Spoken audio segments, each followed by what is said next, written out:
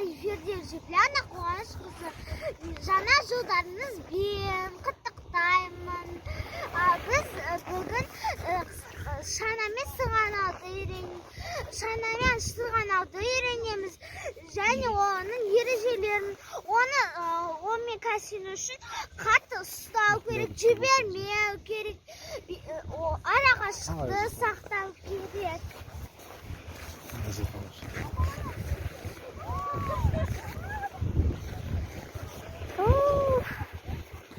Аяз аталар да келді.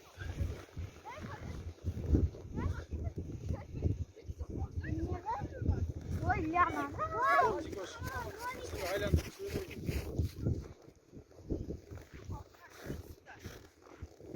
Дед Мороз как раз